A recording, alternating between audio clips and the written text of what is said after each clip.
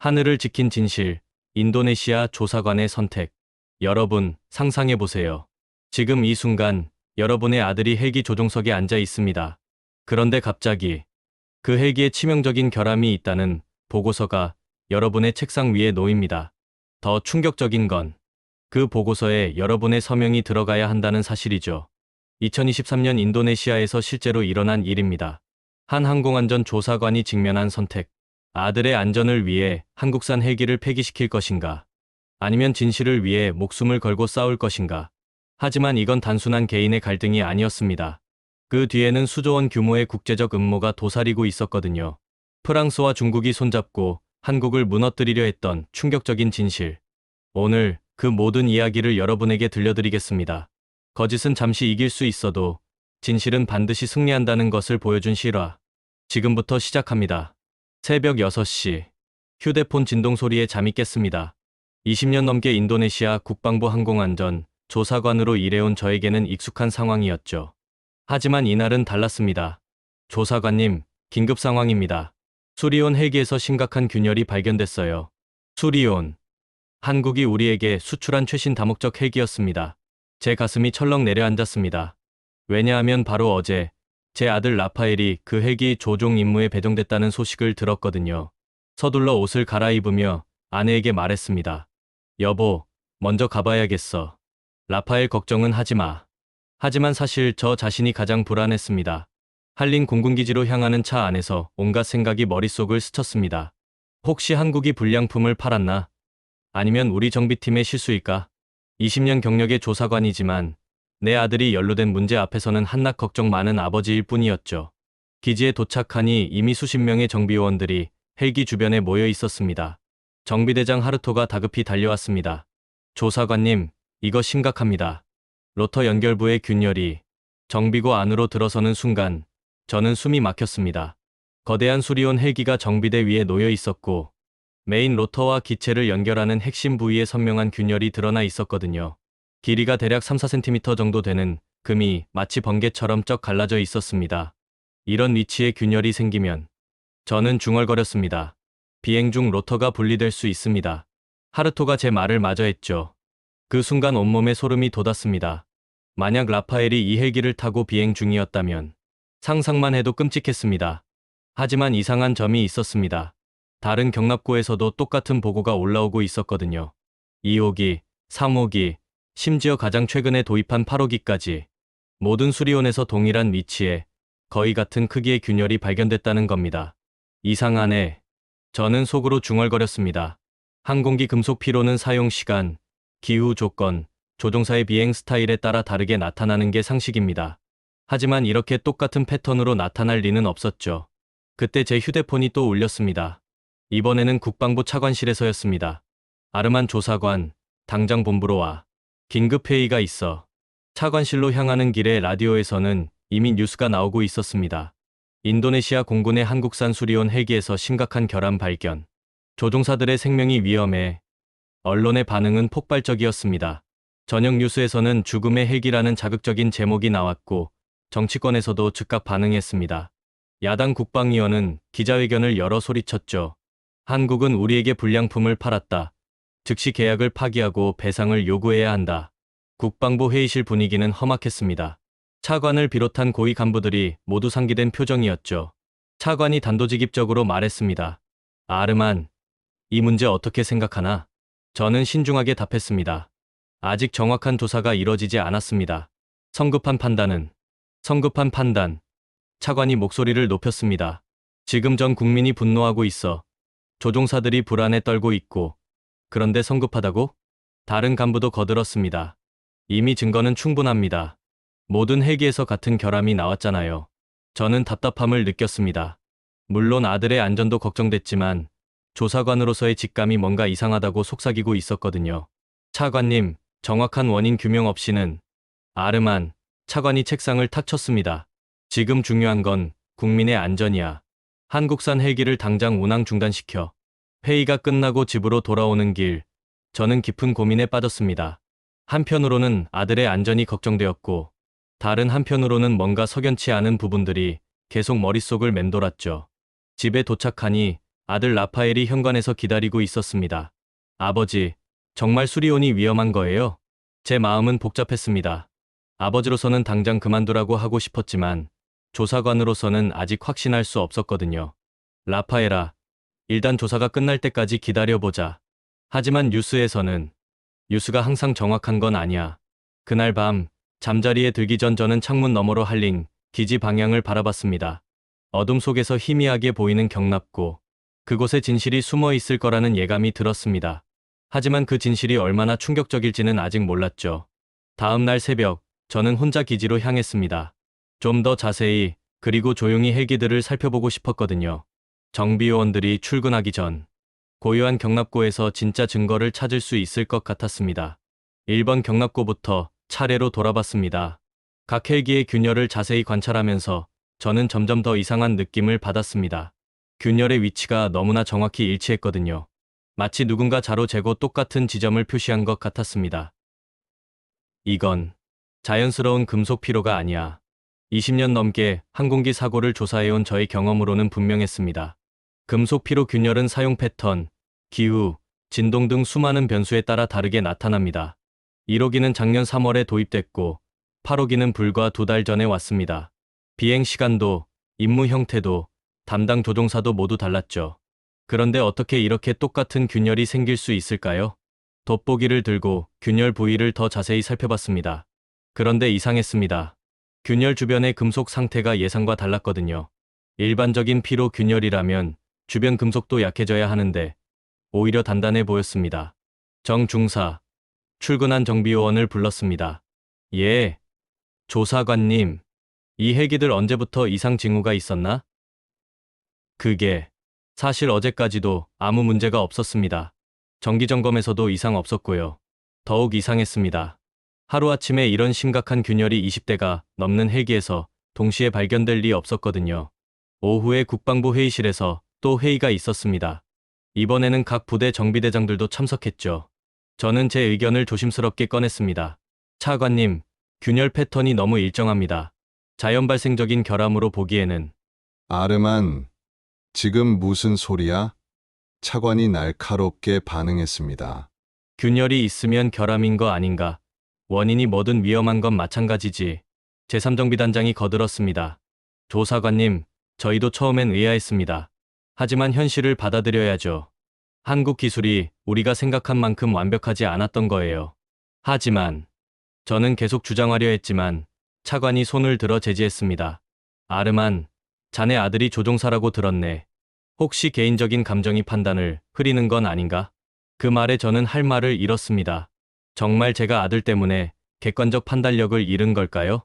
하지만 조사관으로서의 직감은 여전히 뭔가 이상하다고 말하고 있었습니다. 회의가 끝나고 나서 저는 혼자 남아 균열 사진들을 다시 살펴봤습니다. 확대경으로 들여다보니 더욱 확실해졌습니다.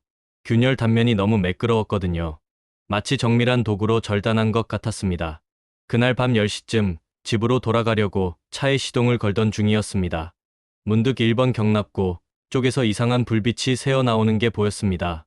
이 시간에 누가 있을까 싶어 조용히 다가갔죠. 경납고 뒤편 창문으로 살짝 들여다본 순간 저는 믿을 수 없는 광경을 목격했습니다. 3명의 남자가 수리온 주변에서 뭔가 작업을 하고 있었거든요. 그런데 그들이 입은 작업복에는 한글이 아닌 중국어가 적혀 있었습니다. 심장이 쿵쿵 뛰기 시작했습니다. 저는 조심스럽게 휴대폰을 꺼내 사진을 찍으려 했습니다. 그런데 그 순간 제 발밑에 빈 캔을 밟고 말았죠. 딸그랑. 작은 소리였지만 조용한 밤에는 크게 들렸습니다. 작업복의 남자들이 일제히 고개를 돌렸고 저와 눈이 마주쳤습니다. 그들은 재빨리 장비를 챙겨 경납고 뒷문으로 사라졌죠. 저는 급히 경납고 안으로 들어갔지만 이미 아무도 없었습니다. 다만 바닥에 떨어진 작은 금속 조각 하나가 있었을 뿐이었죠. 그걸 주워서 자세히 보니 이상한 화학 냄새가 났습니다. 다음 날 아침 기적적으로 또 다른 헬기들에서 추가 결함이 발견됐다는 보고가 올라왔습니다. 어제까지 정상이었던 헬기들에서 말입니다. 너무나 완벽한 타이밍이었죠. 이건 우연이 아니야. 저는 확신하기 시작했습니다. 하지만 누구에게 말할 수 있을까요? 증거도 없고 심지어 제 상관들마저 믿지 않는 상황에서 말입니다. 그날 오후 저는 화학분석실로 어젯밤 주운 금속 조각을 가져갔습니다. 박 박사님, 이거 성분 분석 좀 부탁드립니다. 비공식적으로요. 무슨 일인데 이렇게 조용히? 일단 분석부터 해주시고 나중에 설명드리겠습니다. 하루 종일 불안한 마음으로 결과를 기다렸습니다. 저녁 무렵 박 박사에게서 전화가 왔습니다. 아르만, 이거 어디서 났어? 일반적인 항공기 재료가 아니야. 레이저 절단 흔적이 있고 특수 화합물이 검출됐어. 그 순간 저는 소름이 돋았습니다. 레이저 절단. 그렇다면 정말 누군가 의도적으로 균열을 만든 건 아닐까요? 하지만 여전히 의문이 남았습니다. 도대체 누가, 왜 이런 짓을 하는 걸까요? 그리고 어떻게 이렇게 치밀하게 계획을 세울 수 있었을까요? 답을 찾기 위해서는 더 깊이 파고들어야 했습니다. 며칠 후 금요일 오후, 낯선 번호에서 전화가 걸려왔습니다. 평소라면 받지 않았겠지만 왠지 중요한 전화일 것 같은 예감이 들었습니다. 여보세요? 조사관님, 저는 한국항공우주산업 칼의 정태준이라고 합니다. 한국에서. 저는 잠시 당황했습니다. 지금 상황에서 한국 회사가 직접 연락을 해온다는 것은 저희 수리원에 결함이 있다는 보도를 받습니다. 하지만 절대 있을 수 없는 일입니다. 저희가 납품한 헬기들은 모두 완벽하게 검증됐거든요. 처음에는 뻔한 변명이라고 생각했습니다. 어떤 제조업체든 문제가 생기면 부인하기 마련이니까요. 그럼 지금 발견된 균열들은 뭘까요? 저희가 조작한 건가요? 조사관님, 정말 죄송하지만 그럴 가능성이 높습니다. 저는 어이가 없었습니다. 지금 뭐라고 하신 거죠? 정태준은 침착하게 설명했습니다. 조사관님, 저희는 지난 15년간 수리온을 개발했습니다. 수천 번의 테스트를 거쳤고 한국 공군에서도 수년간 문제없이 운용하고 있어요. 그런데 갑자기 모든 헬기에서 똑같은 위치에 똑같은 균열이 발견된다는 게 합리적으로 설명이 될까요? 그 말에 저는 할 말을 잃었습니다. 사실 저도 같은 의문을 품고 있었거든요. 그럼 누가 왜 이런 짓을 한다는 건가요? 그걸 밝혀내려고 합니다. 저희 최고의 정비 전문가를 보내겠습니다. 제발 한 번만 만나 주십시오. 저는 갈등했습니다. 국방부에서는 한국 측과의 접촉을 금지했습니다. 하지만 조사관으로서는 모든 가능성을 열어두고 진실을 찾아야 했죠. 누구를 보낸다는 거죠? 송미래라는 엔지니어입니다. 항공기 금속 피로 분야의 최고 전문가예요. 주말 내내 고민했습니다. 월요일 아침 차관에게 보고했습니다. 차관님, 한국 측에서 전문가를 보내겠다고 합니다. 절대 안 돼. 차관이 단호하게 말했습니다. 지금 상황에서 한국 놈들과 접촉하면 언론에서 뭐라고 하겠어. 매수됐다고 할걸? 하지만 저는 포기할 수 없었습니다. 조사관으로서의 양심이 진실을 찾으라고 속삭이고 있었거든요. 화요일 저녁 정태준에게 다시 전화했습니다. 공식적으로는 만날 수 없습니다. 하지만 개인적인 자리에서라면 감사합니다. 정말 감사합니다. 며칠 후 쿠알라룸푸르의 한 카페에서 만나기로 했습니다. 인도네시아에서 만나면 너무 민감하니까 중립지역에서 만나자고 제안한 거죠. 금요일 오후 비행기를 타고 쿠알라룸푸르로 향했습니다. 개인 휴가를 내고 간 거라 아내에게는 친구 만나러 간다고 했습니다. 거짓말을 하는 게 마음에 걸렸지만 진실을 위해서는 어쩔 수 없었죠. 공항에서 송미래를 처음 봤을 때는 솔직히 의외였습니다. 30대 초반의 젊은 여성이었거든요. 키는 작았지만 눈빛이 강렬했습니다. 마치 무엇이든 꿰뚫어 볼 수 있을 것 같은 예리함이 있었죠. 조사관님, 정말 감사합니다. 이렇게 만나주셔서. 아직 감사할 건 없습니다. 증거를 보여주세요. 카페에서 송미래는 두꺼운 서류 뭉치를 꺼냈습니다.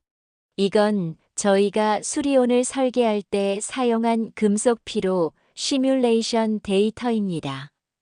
로터 연결부는 가장 많은 테스트를 거친 부위예요. 컴퓨터 화면에 나타난 것은 복잡한 그래프와 수치들이었습니다.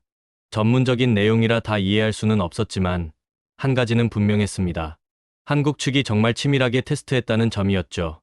보세요, 조사관님. 만약 정말 금속 피로로 균열이 생긴다면 이런 패턴으로 나타나야 합니다. 화면에는 불규칙하고 점진적으로 진행되는 균열 모습이 보였습니다. 저희가 발견한 깔끔하고 일정한 균열과는 전혀 달랐죠. 그럼 저희가 발견한 균열은 뭔가요? 인위적으로 만들어진 겁니다. 아마도 고출력 레이저를 사용했을 것 같아요. 송미래는 가방에서 작은 장비를 꺼냈습니다. 이건 휴대용 금속 성분 분석기예요. 혹시 균열 부위 샘플을 가져오셨나요? 저는 어젯밤 몰래 긁어온 금속 가루를 건네줬습니다. 송미래가 분석기에 넣고 몇 분 기다리더니 표정이 굳어졌습니다. 역시 그렇네요. 탄화알루미늄이 검출됐어요. 그게 뭔가요? 고출력 레이저로 금속을 절단할 때만 생기는 화합물이에요.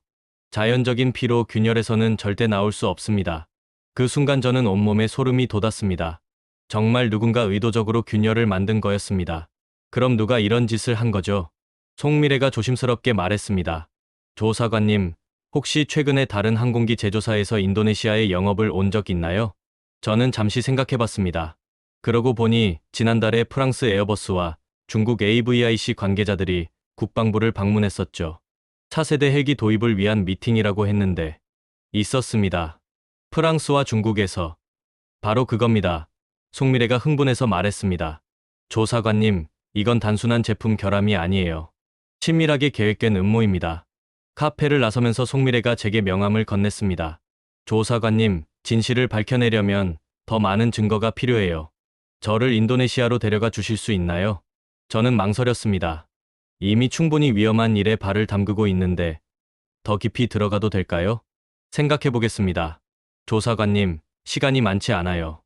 이 음모가 성공하면 한국 방산업계는 물론 인도네시아도 큰 손해를 보게 될 거예요. 쿠알라룸푸르에서 돌아온 후 저는 며칠간 깊은 고민에 빠졌습니다. 송미래의 분석이 맞다면 이건 단순한 제품 결함이 아니라 국제적 음모였습니다. 하지만 증거가 부족했고 더 중요한 건 아무도 믿어주지 않을 것 같았거든요. 그러던 중 결정적인 사건이 일어났습니다. 목요일 저녁 집에서 저녁을 먹고 있는데 아들 라파엘이 심각한 표정으로 말했습니다. 아버지, 이상한 일이 있었어요. 무슨 일인데? 오늘 경납고 근처에서 외국인들을 봤는데 중국어로 대화하면서 수리온 사진을 찍고 있었어요. 그래서 다가가니까 급히 사라지더라고요.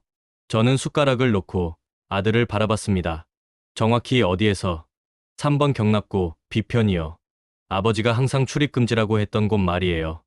그 순간 제 머릿속에 전구가 켜졌습니다.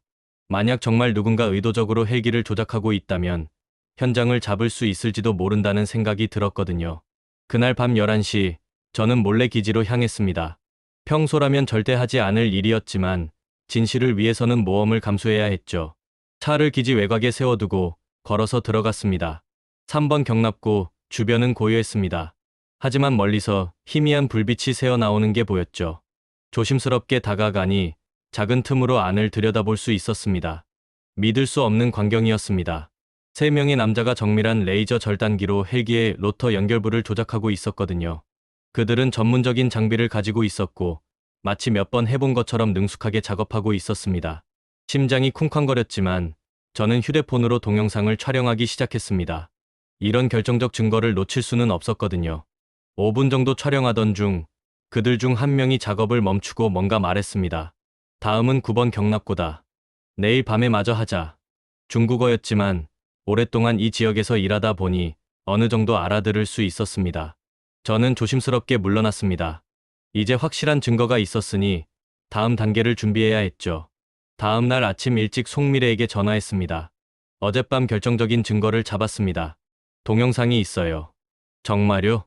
빨리 보내주세요. 동영상을 전송한 후 30분 뒤 송미래에게서 흥분된 목소리로 전화가 왔습니다. 조사관님, 이거 완전한 증거예요. 저 장비는 프랑스제 정밀 레이저 절단기고 저런 식으로 작업하면 자연스러운 피로 균열과 구별하기 어려워요. 그럼 이제 어떻게 해야 하죠? 공식적으로 신고하세요. 이 정도 증거면 충분합니다. 하지만 문제가 있었습니다. 과연 국방부가 믿어줄까요? 더 큰 문제는 이 음모의 내부 인사가 연루되어 있을 가능성이었습니다. 어떻게 이렇게 쉽게 기지에 침입해서 작업할 수 있었을까요? 그날 오후, 저는 신중하게 계획을 세웠습니다. 일단 믿을 만한 동료부터 접촉해보기로 했죠. 20년 넘게 함께 일한 김중령이 있었습니다. 그는 정직하고 원칙적인 사람이었거든요. 김중령, 잠깐 개인적으로 얘기 좀 할까요? 커피숍에서 김중령에게 조심스럽게 상황을 설명했습니다. 처음에는 믿지 않던 그도 동영상을 보고 나서는 표정이 굳어졌습니다. 이거 정말 심각한 문제네요. 그런데 아르만, 이걸 누구에게 보고할 건가요? 그게 문제예요. 이런 일이 가능하려면 내부에 협력자가 있어야 하거든요. 김중령이 고개를 끄덕였습니다. 맞아요. 기지 보안이 이렇게 허술할 리 없으니까. 혹시 의심되는 사람 있어요? 저는 잠시 생각해봤습니다. 최근 몇 주간의 상황들을 되돌아보니 몇 가지 이상한 점들이 떠올랐습니다. 김중령, 혹시 기억나세요? 지난주에 3번 경납고 경비 스케줄이 갑자기 바뀐 일 말이에요. 아, 맞다. 최 대령이 급하게 변경한다고 했죠.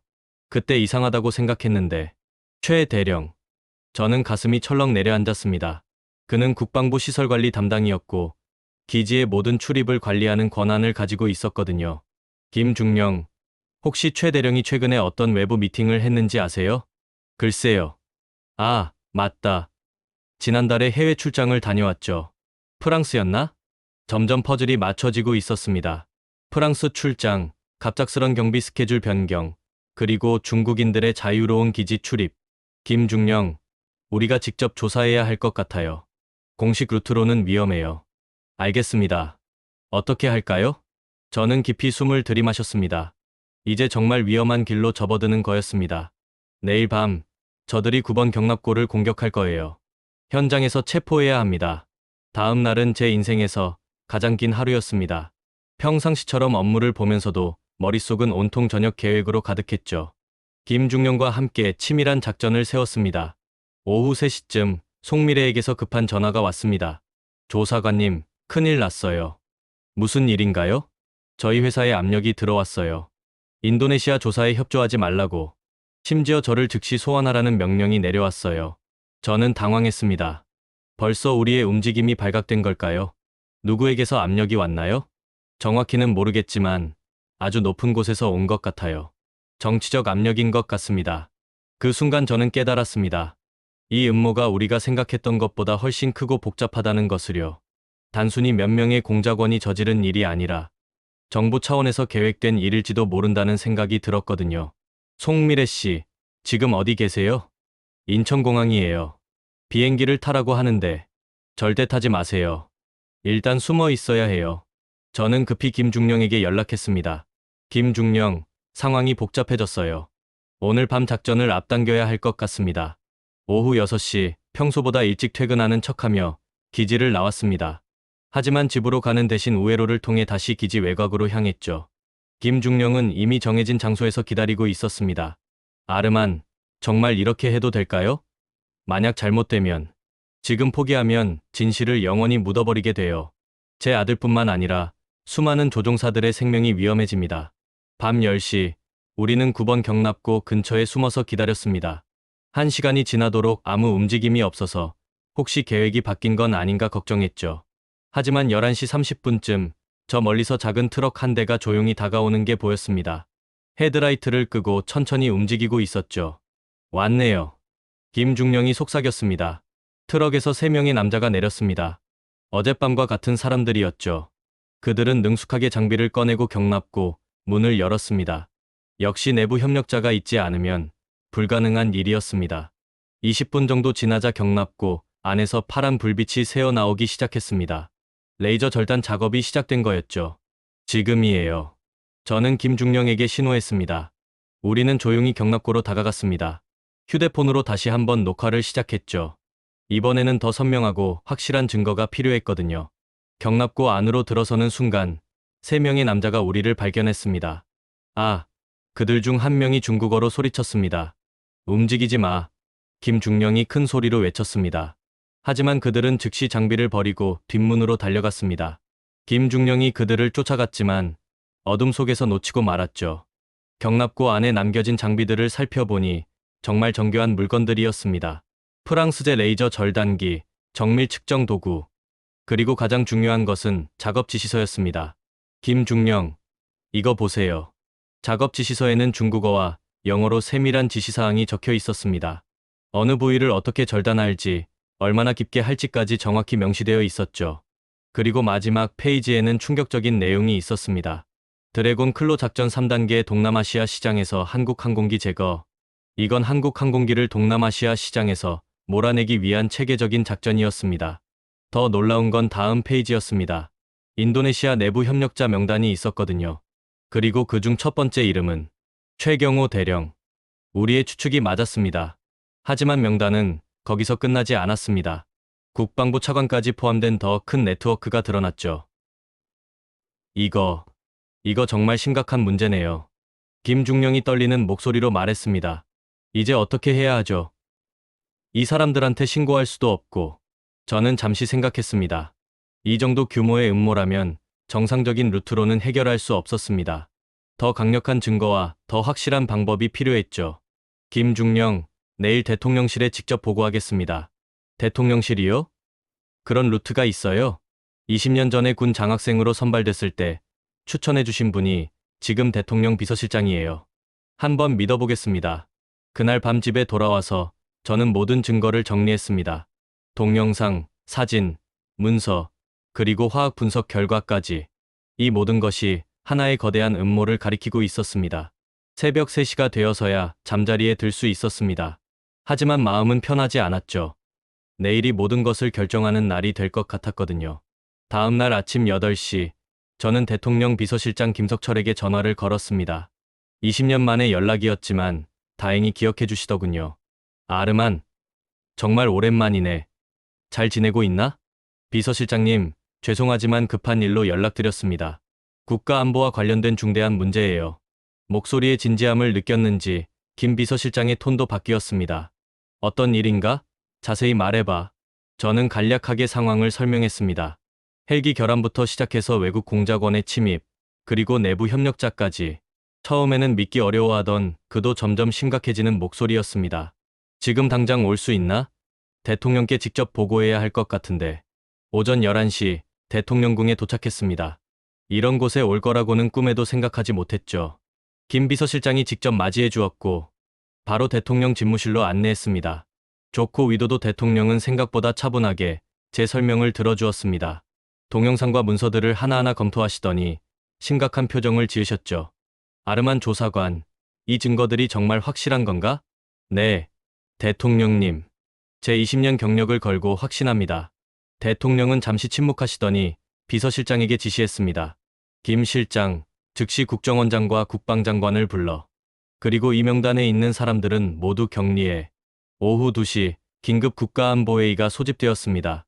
국정원장, 국방장관, 외교장관이 모두 참석했죠. 저는 다시 한번 모든 증거를 제시했습니다. 국정원장이 문서를 살펴보더니 고개를 끄덕였습니다. 대통령님, 이것은 분명히 외국의 체계적인 공작 활동입니다. 드래곤 클로 작전이라는 작전명까지 있는 걸 보면 상당한 기간 준비된 것 같습니다.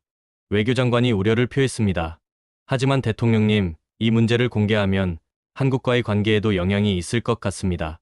한국 측도 피해자이긴 하지만 그때 대통령이 단호하게 말씀하셨습니다. 우리나라 안보가 위협받고 있는데 외교적 고려가 우선일 수는 없다.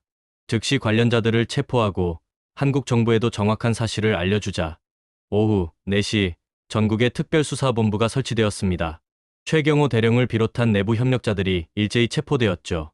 차관도 예외는 아니었습니다. 저녁 7시 대통령이 직접 긴급 기자회견을 열었습니다.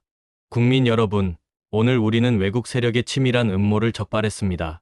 한국산 헬기에 발생한 결함은 자연적인 것이 아니라 인위적으로 조작된 것임이 확인되었습니다. 기자회견 내용이 전 세계로 전해지자 큰 파장이 일었습니다. 한국 정부는 즉시 감사 인사를 보내왔고 중국과 프랑스는 강력히 부인했지만 증거가 명확했죠. 그날 밤 늦게 송미래에게서 전화가 왔습니다. 조사관님, 뉴스 봤어요. 정말 대단하세요. 송미래 씨 덕분입니다. 처음에 분석해주지 않았다면 이런 결과는 없었을 거예요. 사건이 해결된 지 한 달 후 저는 대통령으로부터 직접 공로상을 받았습니다. 김중령도 함께였죠. 하지만 가장 기뻤던 건 아들 라파엘이 다시 안전하게 비행할 수 있게 된 것이었습니다. 수리온 헬기들도 정밀 검사를 거쳐 모든 인위적 손상이 수리되었습니다. 한국 측에서 무상으로 부품을 교체해 주었고 추가 기술 지원도 약속했죠. 송미래는 이 사건으로 인해 한국에서 큰 주목을 받았습니다. 젊은 여성 엔지니어가 국제적 음모를 밝혀낸 영웅이 된 거죠. 얼마 후 그녀는 칼의 해외 사업 담당 임원으로 승진했습니다. 최경호 대령은 15년형을 선고받았고 차관은 무기징역을 받았습니다. 외국 공작원들은 국외에 추방되었죠. 이 사건을 계기로 인도네시아의 국방보안 체계도 대폭 강화되었습니다. 6개월 후 저는 새로운 임무를 받았습니다. 동남아시아 방산업계의 보안을 총괄하는 지역 코디네이터 역할이었죠. 이런 일이 다시는 일어나지 않도록 하는 것이 제 사명이 되었습니다. 그리고 1년 후 라파엘이 결혼 발표를 했습니다. 상대는 다름 아닌 송미래였습니다. 사건을 통해 알게 되어 서로에게 끌렸던 거죠. 아버지, 송미래와 결혼하고 싶어요. 라파엘, 정말 확실한 거냐? 네, 그녀는 제가 만난 사람 중 가장 용감하고 똑똑한 여성이에요. 결혼식은 자카르타와 서울에서 2번 열렸습니다. 한국과 인도네시아의 우정을 상징하는 결혼이라고 언론에서 크게 보도했죠.